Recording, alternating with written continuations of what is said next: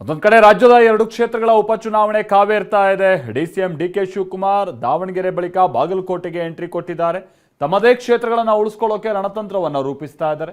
ಈ ನಡುವೆ ಸಿಎಂ ಸಿದ್ದರಾಮಯ್ಯ ಹಾಗೆ ಬಿಜೆಪಿ ನಾಯಕರುಗಳ ನಡುವೆ ದೊಡ್ಡ ವಾಗ್ಯುದ್ಧ ಮುಂದುವರಿತಾ ಇದೆ. ಕಾಂಗ್ರೆಸ್ಗೆ ಗ್ಯಾರಂಟಿಯೇ ಅಸ್ತ್ರ ಆಗಿದ್ರೆ ಬಿಜೆಪಿ ಸಾಲದ ಲೆಕ್ಕ ಮುಂದಿಟ್ಟು ಬಾಣ ಬಿಡ್ತಾ ಇದೆ.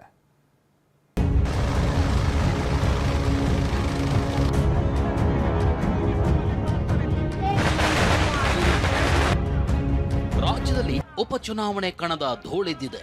ಬಾಗಲಕೋಟೆ ದಾವಣಗೆರೆ ಮತದಾರನ ಒಲಿಸಿಕೊಳ್ಳಲು ಭರಾಟೆ ಜೋರಾಗಿ ನಡೀತಿದೆ. ಸವಾಲು ಪ್ರತಿ ಸವಾಲು ಅಖಾಡವನ್ನ ರಣರಣ ಅನ್ನುವಂತೆ ಮಾಡಿದೆ.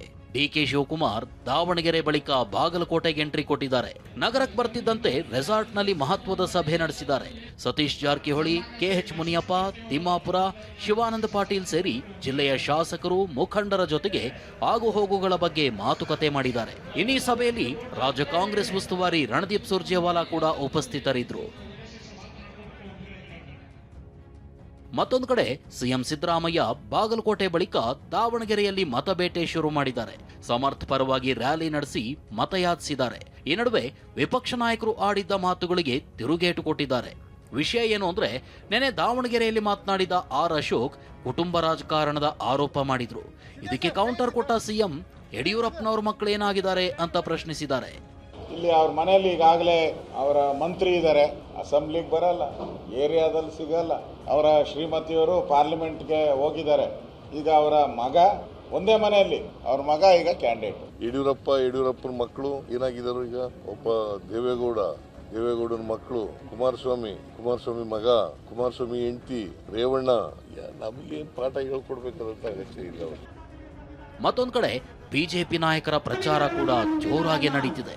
ಮಾಜಿ ಸಿಎಂ ಯಡಿಯೂರಪ್ಪ, ಶಾಸಕ ಸುನೀಲ್ ಕುಮಾರ್ ದಾವಣಗೆರೆಯಲ್ಲಿ ಮತಬೇಟೆ ನಡೆಸಿದರೆ, ವಿಜಯೇಂದ್ರ ಬಾಗಲಕೋಟೆಯ ಕಣದಲ್ಲಿ ಪ್ರಚಾರ ಮಾಡಿದ್ದಾರೆ.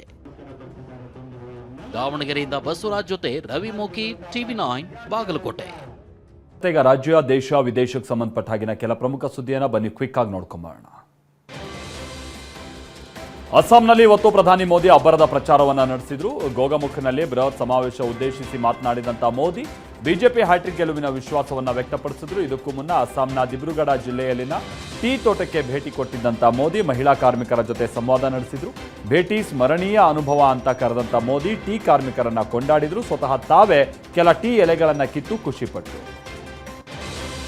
ವಿಶ್ವವಿಖ್ಯಾತ ಬೆಂಗಳೂರು ಕರಗಕ್ಕೆ ಕೌಂಟ್ ಡೌನ್ ಶುರುವಾಗಿದೆ. ಇವತ್ತು ರಾತ್ರಿ 12 ಗಂಟೆಗೆ ಕರಗ ಮಹೋತ್ಸವ ವಿಜೃಂಭಣೆಯಿಂದ ನೆರವೇರುತ್ತೆ. ಕರಗ ಶಕ್ತ್ಯೋತ್ಸವಕ್ಕೆ ಅದರ ಉತ್ಸವ ಸಮಿತಿ ಸಕಲ ಸಿದ್ಧತೆಯನ್ನ ಮಾಡಿಕೊಂಡಿದೆ. ಐತಿಹಾಸಿಕ ಕ್ಷಣವನ್ನು ಕಣ್ತುಂಬಿಕೊಳ್ಳೋಕೆ ಭಕ್ತಗಣ ಕಾದು ಕುಳಿತಿದೆ. ವಿದ್ಯುತ್ ದೀಪಾಲಂಕಾರಗಳು ಕಣ್ಮನ ಸೆಳೀತಾ ಇದೆ. ಪೊಲೀಸರು ಬಿಗಿ ಬಂದೋಬಸ್ತನ್ನ ಕೈಗೊಂಡಿದ್ದಾರೆ.